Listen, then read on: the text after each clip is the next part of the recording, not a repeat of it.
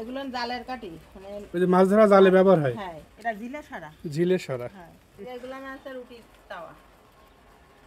এখানে দিনের আলো ফোটার আগেই জেগে ওঠেন মৃৎশিল্পীরা। মাটি থেকেই দুই হাতে গড়ে তোলেন তারা ঘরের হাঁড়ি, পাতিল, কলসি আর নানান তৈজসপত্র, যেগুলো এখন খুব একটা ব্যবহার না হলেও আগে খুব ব্যবহার হতো। প্রতিটা বাড়িতেই দেখা যেত এই মাটির তৈজসপত্র। শুধু মাটি নয়, তাতে থাকে যত্ন, প্রেম আর প্রজন্মের পর প্রজন্ম ধরে আসা শিল্পের ছোঁয়া। ঘরের উঠানে টালির ছাউনির নিচে বসেই তৈরি হয় এক সময়কার দৈনন্দিন ব্যবহৃত এ সকল তৈজসপত্র। হাতের ঘূর্ণনে আর ছোট ছোট আঘাতে নেচে ওঠে কাদা, আর তাতেই জন্ম নেয় নতুন কিছু। মাটির মাঝে খুঁজে পান তারা জীবনের রং, আর আমাদের জন্য রেখে যান একখণ্ড নিঃশর্ত সৌন্দর্য। আজকে আমরা যে পাড়াটিতে এসেছি, এই পাড়ার প্রত্যেকটি বাড়িই যেন এক একটি ছোট ছোট এই মৃৎশিল্পীর কারখানা। গ্রামের কোণে মাটির গন্ধে ভরা এই ছোট্ট পাড়াটাই যেন হাজার বছরের পুরনো এক শিল্পের আশ্রয়স্থল। প্রতিটি তৈজসপত্রে থাকে এক একটি গল্প আর এক একটা সংসারের প্রতিচ্ছবি। এখন আমরা কাকির সাথে কথা বলে আপনাদেরকে আরো কিছু জানানোর চেষ্টা করব।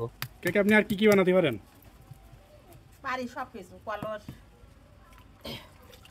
কলস, মালসা, ঘট। কতদিন যাবত বানান? তো আমরা মার পেটাতে পড়ি ধরেই পড়ি।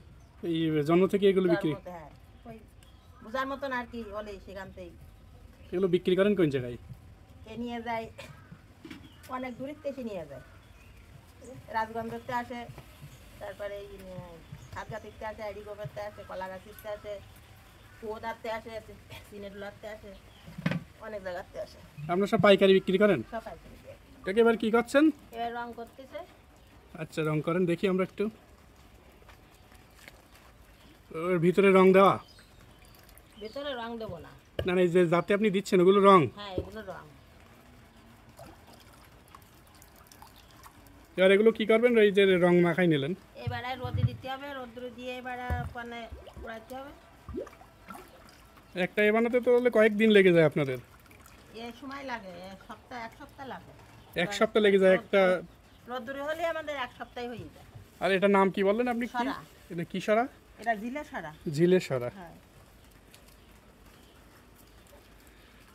এরপর এখানে শুকাতে দেন। হ্যাঁ। প্রিয় দর্শক, আপনারা দেখছেন এখানে কিন্তু আগে থেকেই শুকাতে দেওয়া রয়েছে কয়েকটি ঝিলের সরা। এভাবেই শুকাতে দেওয়া হয়, তারপরে শুকানোর পরে এটা আগুনে পুড়িয়ে বাজারে বিক্রি করা হয়। হ্যাঁ, এগুলো আছে রুটির তাওয়া। এগুলো শুকাতে দিয়েছেন, রং করতে বাকি এখনো? হ্যাঁ, রং করতে বাকি। এগুলো কত করে বিক্রি করেন? এগুলো না 15 টাকা পিস। এও 15 টাকা পিস বিক্রি করেন। আর কি কি আছে বানানোর? আর আপাতত কিছু নেই, ও আর আচ্ছা। আছে 2 টাকা।